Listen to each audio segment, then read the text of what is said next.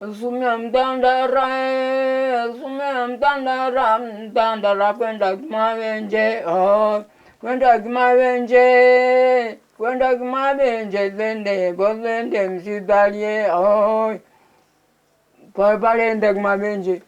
lende kimawenje, kule kimawenje, iye mlimaye, kule mlimanye, kiboglaga uga, kiboglaga uga, wasungue, wasungu asuli, wasungu wa Mungu. Ye nyonyi msungu akichakambeza mlima lafu wangu fomgi. Njuku ndienda hapo. Kambia kibo. Kushika kulapo. Ndunalembesa kuronyo. Nyale. Mwafrika ula vya msungu ya kibo. Wewe kufika pale. Kibo. Msungu akaandika kibo.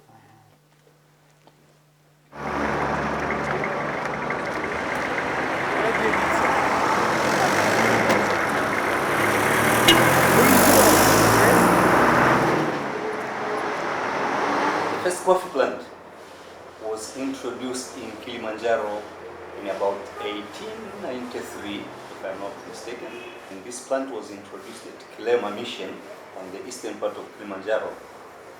And after seeing that the performance of this coffee that was first introduced here was good, then he started training these Chaga people. People who are living around these slopes are known as Wachaga.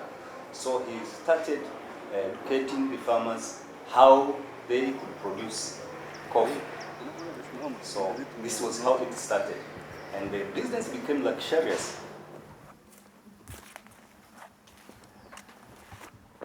The life in the village when I was young was far better than it is today. You know, because the financial position in this village was far, far better. A lot of people, cash here was not a problem as it is today. If nearly everybody had some money, could manage to live on the money he gets from his land here. So life was a bit easier here. People here was growing coffee, and the price of coffee by then was good. What they got from their coffee was enough to run their families. It was also enough for them to educate their children. Today it is impossible, highly impossible, almost impossible. You have to look for something in addition to help you. The coffee prices started falling in 1990s because there was a system of selling coffee in the world market. I think they used to allocate quotas for every producer member. By 1990, this quota system was abolished.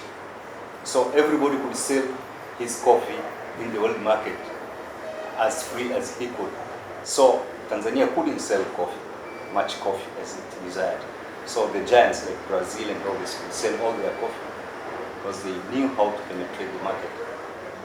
So this is how the coffee prices fell. Very old. Think about almost 40 years. You can see the way it looks. Because nowadays the people, they don't really depend on the coffee because of the price has gone down. So nobody wants to put a new tree. Before this crops was good because the price was good, but now the price has dropped. That's why people, they don't really depend on this for commercial. They do something else for earning money. Farming is increasingly becoming complicated because of weather. It's becoming difficult, and those that are fully engaged in farming are slowly getting out of farming. But the tourism, as I said earlier, industry is really booming up.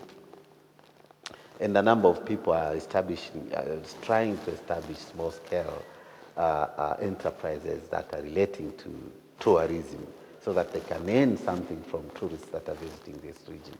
So farming really, I believe in the next 10 years, would not be an important source of economy for normal local people in this region. That's how I see it. And people can move to any business that helps them to make a living, isn't it? So I don't see any problem to moving from agriculture to tourism. And I find the tourism to be a more sustainable, a more environmentally sustainable business compared to agriculture. So if the entire local community people can move to a more sustainable, more environmentally sustainable industry, why not?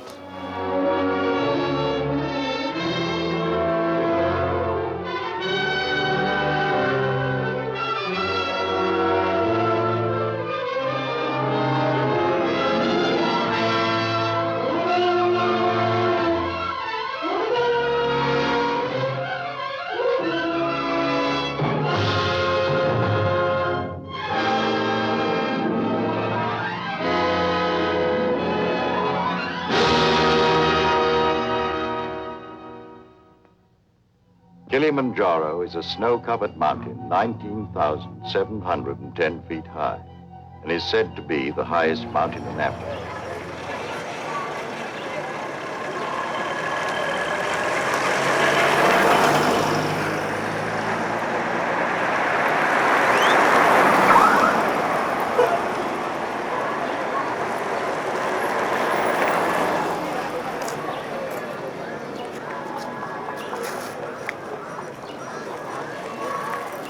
Salimi. Hey. Hello. How are you? Fine, how about you? Good. First of all, I came up, I was going up as a porter in the school holiday. I used to go up with my uncle. My uncle was a guide by the time. So in the school holiday, I was used to go up, saving some money for school. And then I little and little become interested doing this. And then I start going up after finish my study. I took a short course in Arusha about wildlife. It was about 12 months, 1 year. And then I took a training which was conducted by Kilimandjaro National Park. And then, yeah, I started to wake up. And then at the beginning I thought I'm going to do it for a while. And but I still keep working till now. It's about more than 9 years now.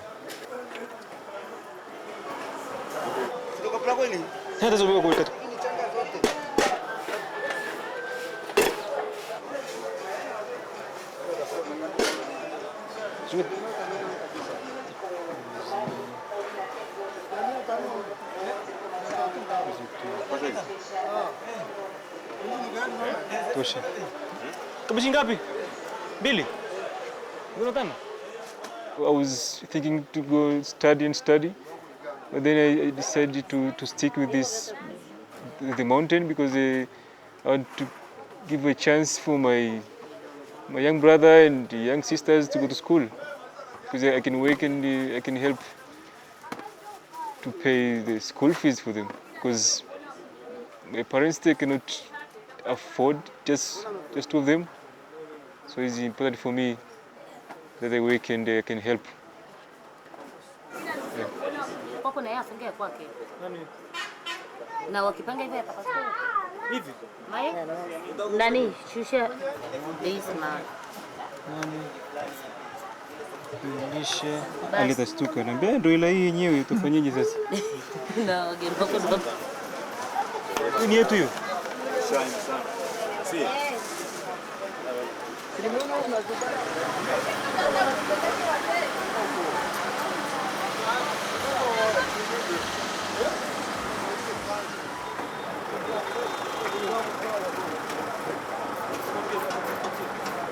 Bueno, tienes unos gorros mesas.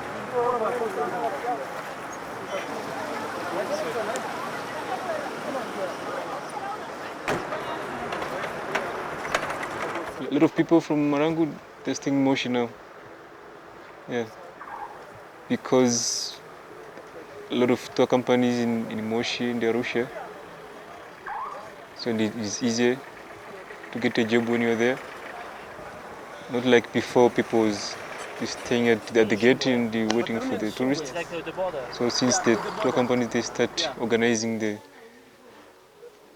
climbing, so people they decide and see that it's better for them to be in town nearby and close with the people with the companies. Yeah. I can tell you the growth is so fast. I mean, most of tourists who plan to climb Kilimandjaro or seeing the mountain, or they have been stopping in Moshi, and Moshi have really booming on tourism. It's a very small town, as you know, and if you compare with 10 years ago, Moshi hardly have 3 hotels, 4 hotels for tourists to stay. Today, as we speak, there are more than 15. So you can see that there's improvement. And those 15s most of them are good quality hotels which are clean, well maintained, and people reinvest on those buildings and hotels properties. So it's sign that there's improvement.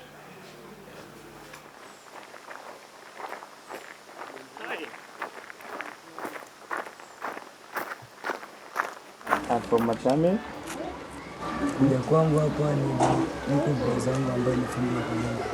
And when I came here, I was with my brother who is a house builder. So I stay with him. So I was building with him, learning how to build with him.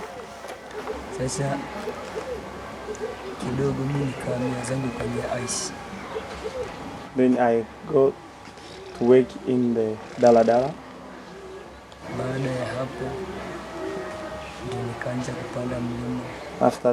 After there, I started climbing.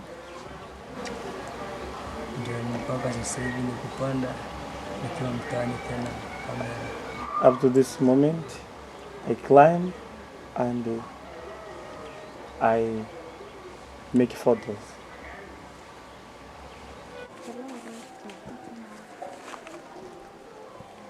Hapa ni pale barafu. Si barafu. Barafu hapa ni pale karanga. Karanga vale. Hapa ni barafu vile vile. This is barafu too. Hapa ni pale barafu wako ndani ya hema. Barafu, then people were inside the tent.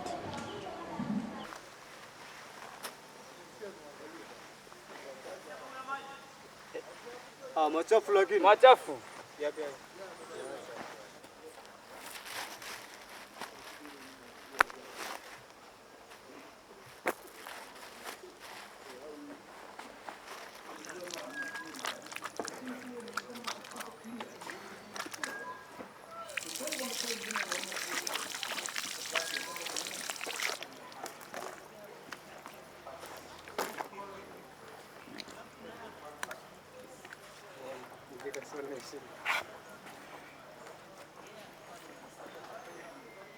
He had some contact with tourists during the trip. Nasemaje habari za wazungu wetu huko? Je, mmeweza kuwasiliana nao, mmeongea nao wazungu? Kwa mimi hapana, sijaweza kuongea. Me not. I didn't be able to contact them. Why he didn't have any relationships with them? Kwa nini tukuweza kuwa na uhusiano nao? Sijaweza kuzungumza nao vizuri kwa sababu hata hicho Kiingereza bado sijakielewa vizuri, maana bado sijasoma hata hicho Kiingereza. I failed to make contact with them. First of all, I don't know even English to make contact with them. So. And what about the porters? You had any relationship with the porters? No, only one of them. Yeah. Okay. Why? Because he came with food and everything. And the other ones you didn't see? No, we didn't see them. Why you didn't see them? Maybe they left before us in the morning and came before us in the night. Because we were walking slowly. Yeah. Often the guides do not like for the porters to be conversing with the tourists. That is one of the reasons why we're trying to give basic conversational English classes to the porters so that they can interact more with the tourist. But there is this, I'm trying to think of what the right word is, this domain that the guides have that they try to keep the porters very separate from the clients. So again, combined with their education difficulties and not being able to converse, they're also prevented from doing that by the guides. Again, this does not happen with all companies, but this can happen.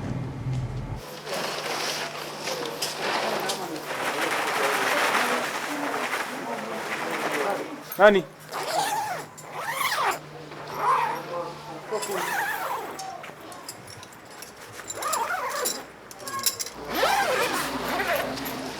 Yeah. Okay.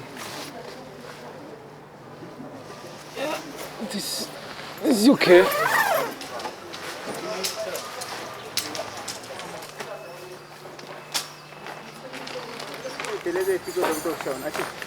Una tatu.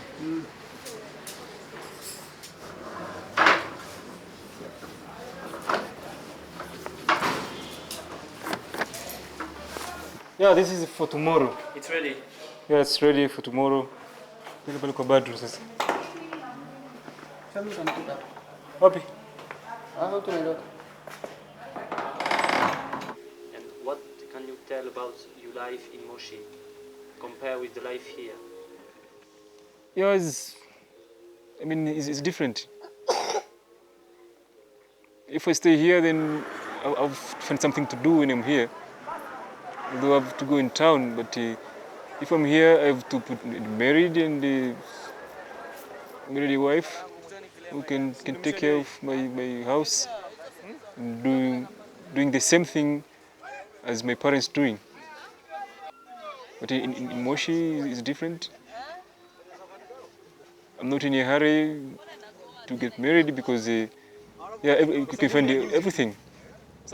But here you need to, because if I stay here, I have to move, staying with my parents because I'm growing older.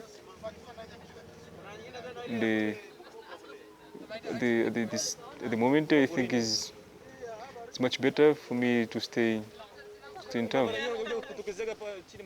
I mean, you stay here, the only thing you can do is to make a call with a cell phone. But there is no internet. You have to go to town to, you need to look at the internet because as a guide, you have a lot of friends, a lot of people, you know each other, and you have to write emails to them. So that's why it's different. Otherwise, you have to go to town, and it costs a lot. It's better to stay in Moshi and to come here to just say hello to the relatives. Yeah. Hizi ni ng'ombe sana.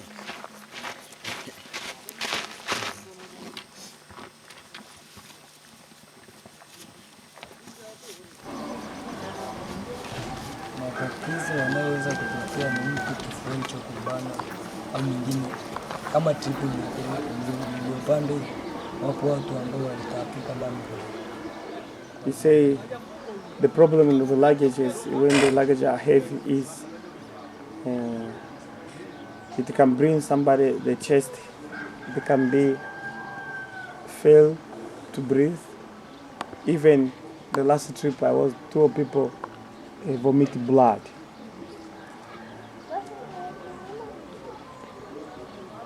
That CANAPA recommends is a weight limit of 25 kilograms for each of the porters. Again, it's a recommendation. So what happens is the porters carry 5 kilograms of their own equipment on their day pack, and then they are supposed to carry 20 kilograms for the company also. So it would be a total of 25 kilograms, but what we have observed when we're at the gates that we can see them carrying as much, weighing in as much as 30 to 35 kilograms, which is significantly over what the recommendations are. So that is also a problem, is that the porters may be carrying a large amount of weight beyond what the park recommends. Many people like bribe. What mean exactly? Una maana gani eti?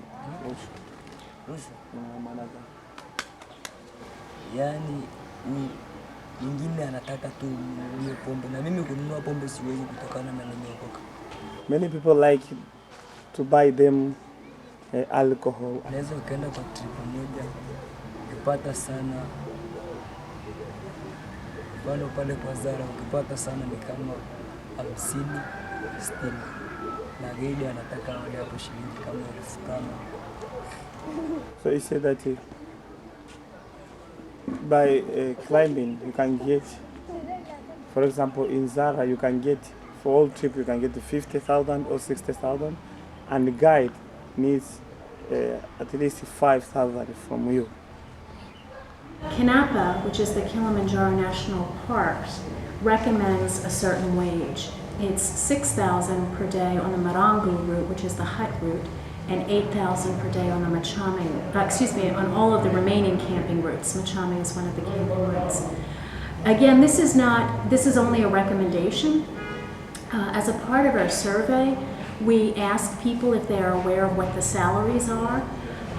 Information that we receive is that porters can get paid as little as $3,000 and $4,000 a day, so it's considerably less than what is recommended by the park. So I think that's one of the problems that the porters face. This business in general, it is a problem because everything is negotiable. Being aware with the Kiato, we are very aware with this situation, and we have been also supporting the team. But you see, today if you come to me, you said, I don't have a job, because there is nothing much they can earn here. The job which you have been paying Mr. So-and-so for this much, I can do it for half of it. What is that? It's agreement. He agreed to go and he goes, but after he comes back, if he complains, that is like trap each other. That you have agreed before, you went with this understanding, and then why are you changing your mind? So today, guiding porters, by complaining that we have been underpaid and this, I can say they are the source. Because if they could say, no, we don't work below the salary, where tour operator is going to get the porter? Does a tour operator have a chance to bring other people to go up the mountain? No way. He has to work with those people. So if they can put they can stand firm and say, no, this is what we want, I'm sure nobody can play around with it. So I don't think that we can throw this complaint back to tour operators. Sometimes tour operator paying fair, but tour operator doesn't know the number, doesn't know the porter individually. Who knows it's a guide? And then guide going to pay them less and complaining, look here, I got this money from the tour operator. Porter can't come here and say, look, I came down from the mountain yesterday and I'm less paid. He said, look, I don't know you. Even if you tell me, I don't know you. I didn't see you before. There are 200, maybe there are 200 porter, 300 porter for each company's working. And these people, it's like a casual labor. They're not permanent employed. Because this business is seasonal. And this year you can have 100 people, next year you can have 20 people. Or this season you have 100 people, next season you can have 1,000 people. 100 by 1,000. So you find how it grows and how it comes down. So you cannot stick to say, I want this porter to be here every day. No. So, of course, I don't defend operators. Operators, they are playing their part as well. But me, I'm sure about that if the porter and guide refuse, they remain, it remains with no, operator remain with no choice, rather just to pay them their right and then go. But if they accept to collaborate on that, then it's gone, guess.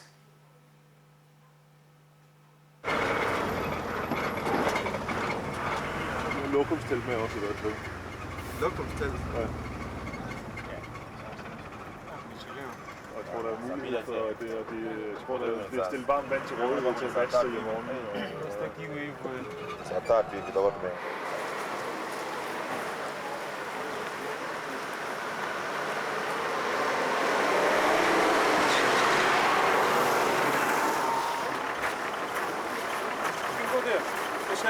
The shelter.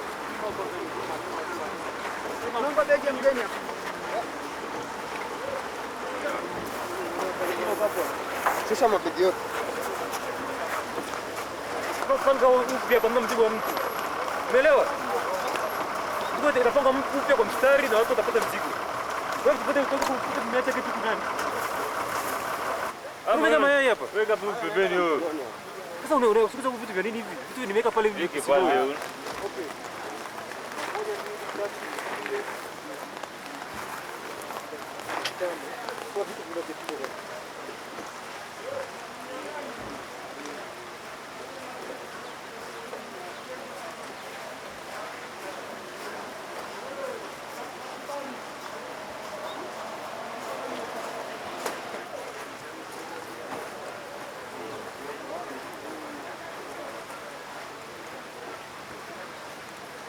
Kamka.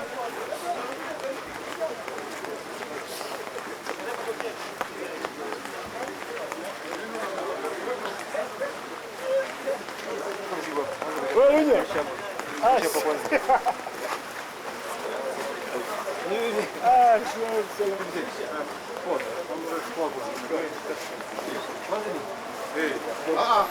Sio Kwa nini hapo?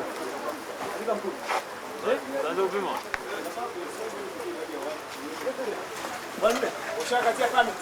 Nini hiyo? Mzigo? Au kuna tano. Mbona hapo tena? Maya. Emo chini.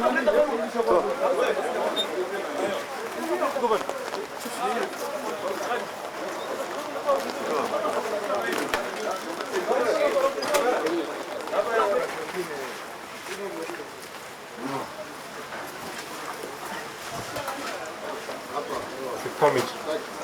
That's the permit for the climbing? Yeah. For 6 days. Yeah.